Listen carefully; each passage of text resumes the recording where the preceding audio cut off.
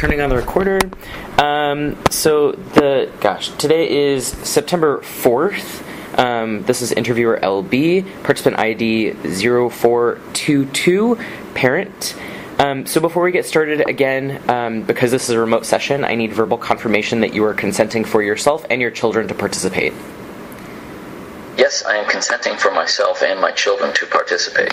Thank you. Great work. Okay, so today we'll be talking about the past 6 months. Some of these questions will be the same as last time, some of them will be new. To get us started today, I'm going to check in about how your child is currently thinking about their gender. Your trans child. Some people experience changes over time in the words they use to identify their gender or the ways in which they show their gender to other people. So we'll ask you questions about your child's gender each time we see you. So, how does your child currently identify their gender? Female. Right. And what pronouns does your child currently use for themselves? She, her. Great. And does she use different pronouns in different situations? Not that I know of. Okay. So people show their gender in different ways. In our culture, some ways are seen as more girl, boy, a combination of both, or maybe neither. How would you say your child currently presents her gender on a typical day? As what's known as a girl. Okay. And would you give me, help me understand what that looks like? High heels, loves to dress up, loves makeup, long hair. Can you? It's going to be hard for me to not overhear what you're doing. And you don't want. Okay. So if you I'm going to take you away, LB. Perfect. No, perfect. She doesn't. We don't want to contaminate her. So go in the car. You got to go somewhere where I have power. Go to the bathroom. Being sent away. I mean, if you don't have to go sit in a closet, we're still doing okay. No, I can go to the garage. That's a step up. I'm just watching my power. Just hang on a second. We got 90%. We should be fine. All right. Yeah, thank you for doing that. So I definitely want you would normally. In fact, I'm going to go outside because I'm right under sleeping children. It's also gorgeous out. Well, it is here. I can't speak for you. It is equally as gorgeous here, so it's that gorgeous out. Wow. Yeah, that's prettier than it is here. Now I'm envious. And the dog's barking. So, yeah, we started changing colors the second week of August. I was like, oh, I'm not ready. I know. Can't do it. I know. All right, there we go. We may continue. So you were telling me how Sarah looks, or how Sarah dresses, what she does, mentioning high heels, long hair, makeup. Was there anything you wanted to add to that? What would be known as very feminine. Loves to show off her body, not in a bad way, but as any teenage girl, I think, who wants to attract attention from others would dress. All right. In a good way, because we don't allow like a slutty way. So. Okay. Do you consider Sarah to currently be in a gender transition? No. Okay. Has anything happened related to Sarah's gender identity or expression in the past 6 months? No. Okay. So just to confirm, no new counselors or doctors or new gender-affirming procedures? We do have a new counselor. Okay. Who's really fabulous. But no new procedures. Okay. And may I ask, is that new counselor specifically related to gender identity or just a shift? No, this new counselor is kind of like a teen specialist, which I really consider is more helpful to Sarah than a gender thing, because she's, everyone's real comfortable with what's going on gender-wise, and it's just a matter of teen-related stuff. Parental angst and how she navigates the world and that kind of thing. So got it. Would you say that that's been a shift since, say, 6 months ago? That those what is needed is different? No, it just took forever to find the right person that wasn't 4,000 miles away. Heard. Thank you. Has your family told anyone new about Sarah's gender identity or expression in the past 6 months? Yes. Would you tell me a little bit about that? What was that like? Just different people that we know loosely that are, let's say, are not part of our inner circle. And most of them, they kind of say, really? Like, they don't have any idea. So they're surprised by that. What is that? So in our world of transgender, I don't even think of Sarah as transgender anymore because she's just Sarah. So what is that surprise like for you? Or what do you do in those conversations? Well, I think even the most recent one was just a few days ago. An acquaintance that I know does a lot of fundraising for schools, colleges, private schools, and I was helping him with a project. Not things, but he was talking about Tilton Academy, and Sarah had recently spoken at Tilton Academy for their one of their teacher in-service things related to trans students. And he goes, "Oh, Tilton, that's one of my customers." And he said to Sarah, thinking about going there. I said, "No, she was doing this, transgender in-service." And he kind of gives me this funny look, like, well, why is she talking about transgenders? Is it because she is? And he goes, "Oh, not aware of work environment where he has met." That's how we met this individual, where both Sarah and I work. So he knows Sarah from there, knows me from there, and just never even registered to him, which is fine. That's a successful transition in my mind. Okay. I do want to give you just a heads up. I was able to understand everything you just said, but I'm getting some choppiness in the feed. It isn't a problem yet, but it may be. Can you hear me all right? Okay. Can hear you fine. Perfect. But I was able to understand everything, so thank you for that. Yep. I may be at the limits of our. I may have to move. I know, you found a comfy spot, and I'm going to tell you to move again. So I'm going to ask you a few questions about your family now, and I'm going to show you the genogram that we've been looking at the last couple of ways. Are you able to see the screen okay? Let's see. So this is what we currently have in terms of who's in your family and what those connections look like. Do you have any changes, additions, subtractions to make? Or any questions? Well, the ages are different now. Yep. No, I think that would still be the same. Okay. Thank you. Yeah, it's exciting to me when the ages change. I'm like, wow, we've been talking to you forever. Okay, thank you for that. So, a few more questions about family. Have there been any big changes in your family in the past couple of months? No. Okay. So just to confirm, no things like moving, new job, divorce, new family members, new relationships, death, or illness? No. Okay. Has anything happened in your family in the past 6 months that made you really happy? We sent all our kids to camp for a 2-week period. And what was that like for you? Well, it was great. We were like newlyweds, so we could go out to dinner or lunch or do whatever we wanted to do for a 2-week period. It was great. So all of the kids went off and you had some time? Yeah, Sarah had a month doing some camp counselor stuff, and both Jim and Tim had the same 2-week session during that 4 or 5 week period. So it was nice. Nice, a quiet home for a while. There was no arguing.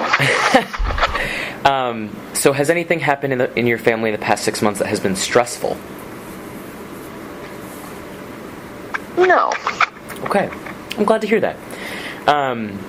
How do you respond to your child's gender identity or expression now compared to 6 months ago? I think less about it now than I did 6 months ago. Okay. How do you think that Sarah feels about your response to her gender identity or expression?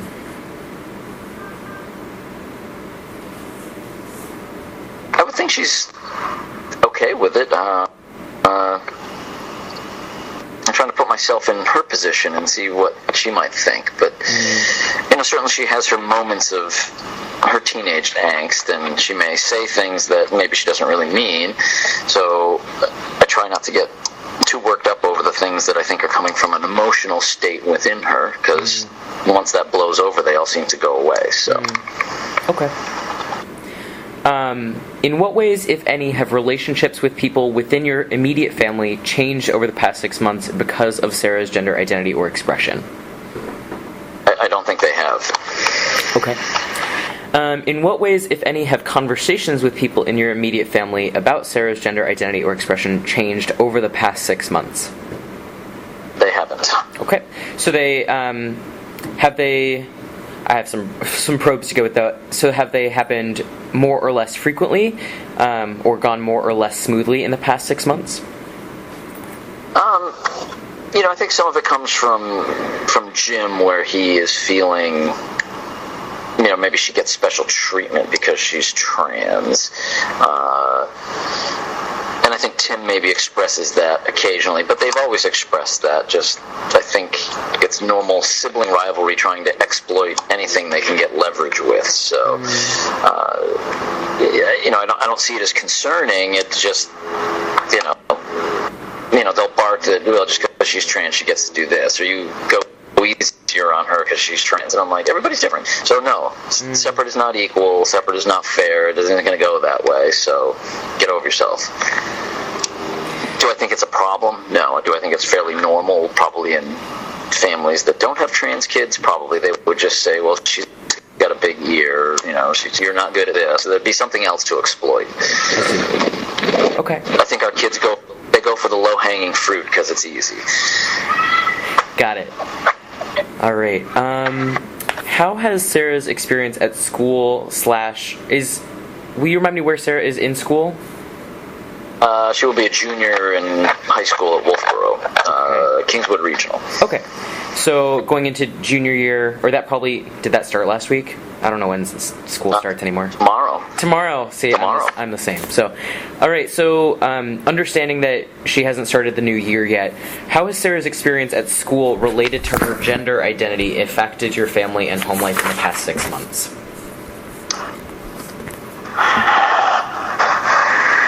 Almost like minimal impact. Just making sure, Sarah was going to UNH 4-H summer conference, something that was like a week at UNH.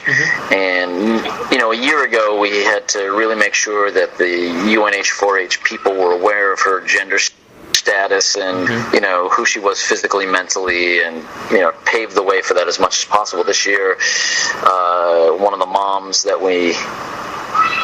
in fact, we didn't have to do much of anything this year. We just, because it was the same advisor that she had last year, and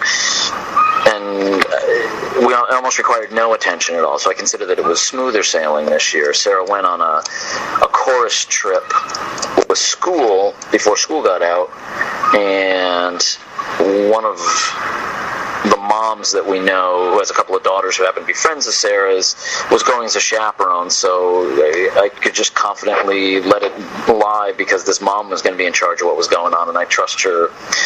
She does a great job raising her kids, and Sarah's always welcome at their house, so it's no surprise what's going on with Sarah. They all know. So to have somebody else out there worrying about it, that was actually a good thing. As soon as my wife said, Jim's wife is gone, I'm like, okay, great. We don't have to worry about it. So. Got it. So having these other relationships, and I could hear with the UNH camp, it's like, well, we did the work last year, so it's done. Yes. All right. So other than those experiences that you just described, have you been involved in Sarah's experience at school related to her gender identity in the past 6 months? Has anything else come up? I'm trying to think. The talk at Tilton, I was going to...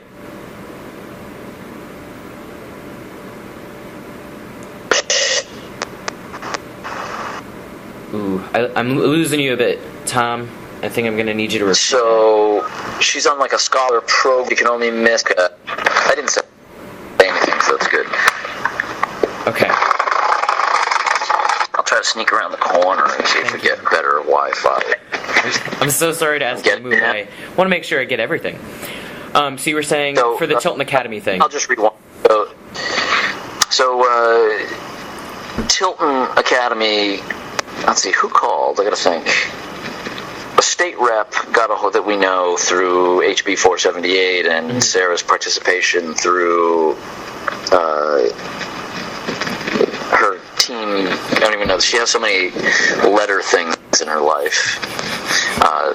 She participates in a youth legislative council, and through that she knows a whole bunch of the state reps.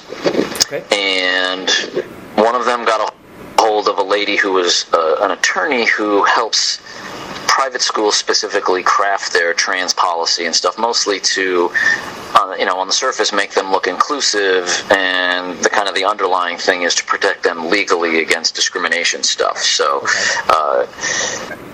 so she was sponsoring this teacher in service thing at Tilton Academy, and Sarah was asked to come speak.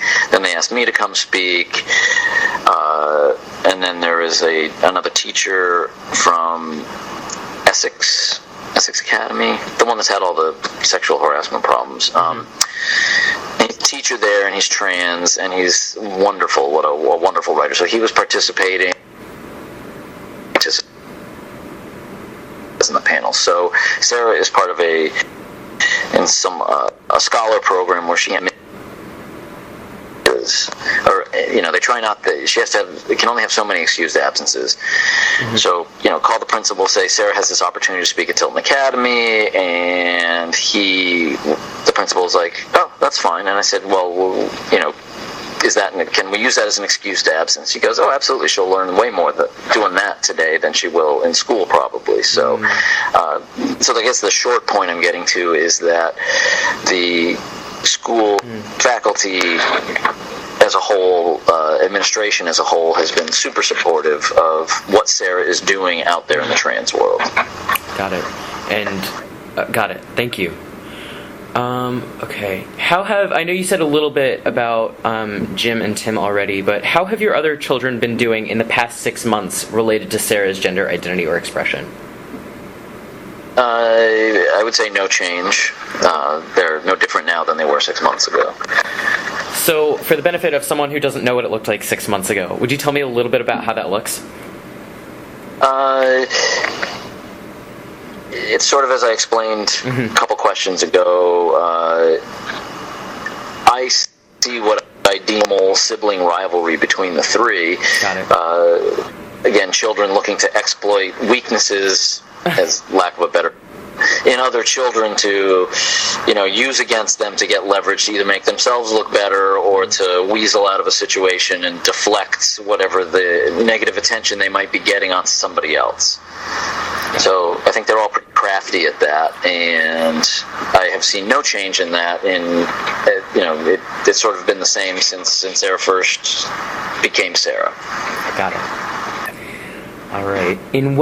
This is kind of a shift of topics. In what ways, if any, has the U.S. election impacted you and your family related to Sarah's gender identity or expression? Well, as a family, we're pretty conservative, so we're all big Trump supporters, although we're not thrilled with any of his decisions recently, nor are we really proud of the decisions he's making. Sarah will use that against us because she'll say, well, how come you didn't vote for Hillary, or how come you didn't do this, or, good for you, look at what you've done. And so it's our fault that Donald Trump is president. So Sarah's very smart, and she will use anything she can to her advantage when she deems it necessary. So that's probably the impact that the election has had. But the trans military thing that's going on now, to me, it's just so disappointing. Go pick on another group. You have people out there willing to serve their country, and whatever they said, there's 10 or 15,000 of them. Who cares? Let people be. They're doing their job. They're doing right by themselves and our country. So, oh my goodness, it's terrible in that respect. Thank you. So, what does being a good or supportive parent related to Sarah's gender identity or expression currently look like for you? Currently look like for us. us. Certainly being supportive in, whatever things Sarah wants to do that are above and beyond what we're doing at this age of life. Sarah does a lot of speaking stuff, and so facilitating life schedule, work schedule to make sure she can get to these places. We've been affectionate roadies because we get her wherever she needs to go, or maybe disaffectionately, but she goes, well, these are my roadies that get me from here to there. So, and for us currently, that's there's medical visits that we certainly have to get Sarah to. But any kid has medical visits. Any kid has special activities that they're going to, I think. So I don't really feel that she has more, and sometimes that does mean that resources are diverted to her and away from other children. But I don't think we're shortchanging anybody currently. All right. Have there been times in the past 6 months when you think you have not been supportive?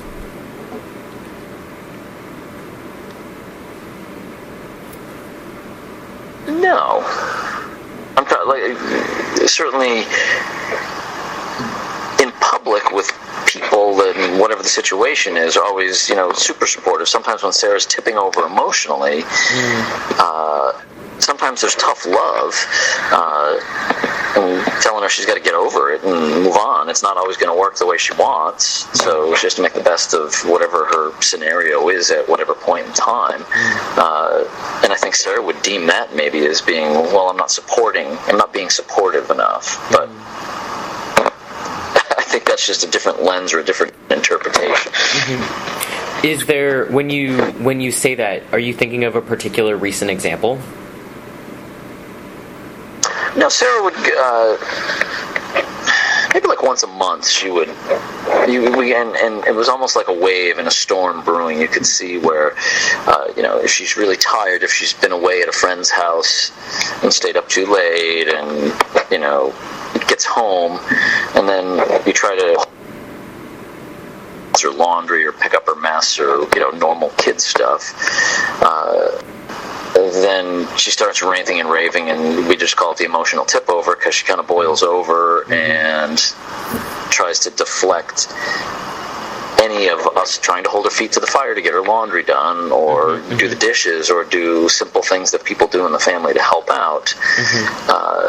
She would boil over, and part of me inside thinks that's just her mechanism for trying to get out of doing whatever it was we were asking, because it devolves rapidly, and now suddenly we've forgotten all about the dishes. So as a tactic, I see how that gets used. I understand her emotionalness, but trying to get her coping skills to regulate herself is really the direction we're working, especially with this counselor that she talks to now is really good at that kind of thing. So. Got it. All right, thank you. Are there any new places or sources of support that you found related to Sarah's gender identity or expression in the past 6 months? No, there's a group that meets up in Conway that is like an LGBT community that I got wind of through a friend, and they meet once a month, and it's really kind of just a social thing, and it's mostly for LGBT adults, but they really like it when I went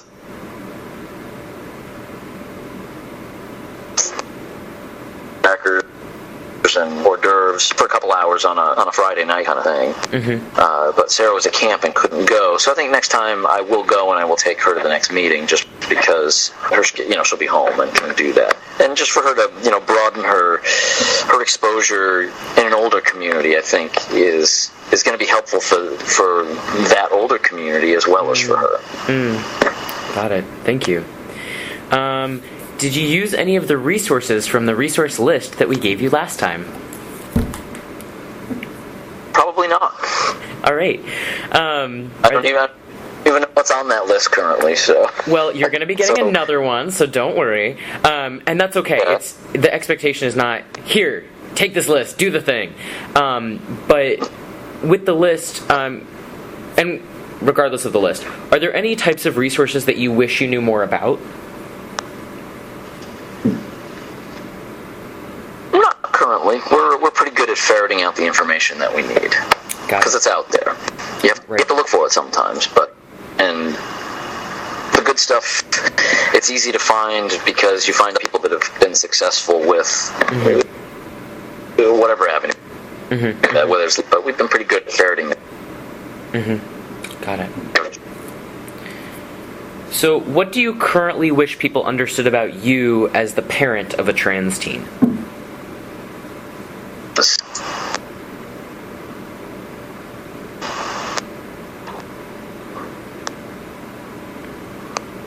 I think I may have partially lost you. No, I'm still here. Okay. Were you able to hear my question? Yes. Okay. And there's nothing on that list that I've used. I don't even know what's on the list because my wife's good at managing all that information, so I don't have to. Got it. So what do you currently wish people understood about you as the parent of a trans teen? I don't think they need to understand anything.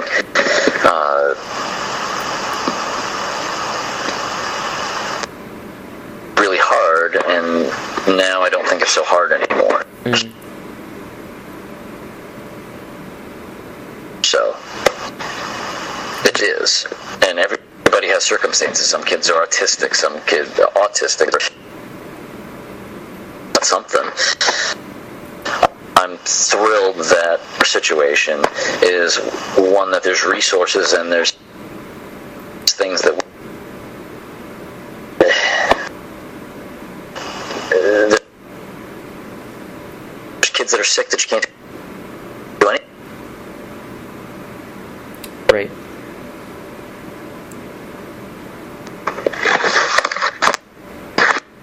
All right, so just a couple more questions in closing. What was it like for you to participate in this study 6 months ago?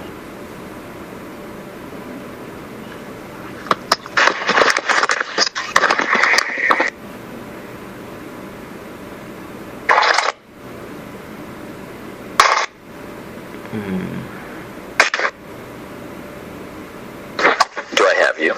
I hear you now. Okay. I moved a little closer if I want. All right, and we're almost done, so should be okay. All right. So, what was it like for you to participate in this study 6 months ago? Not much different than it is now. Okay.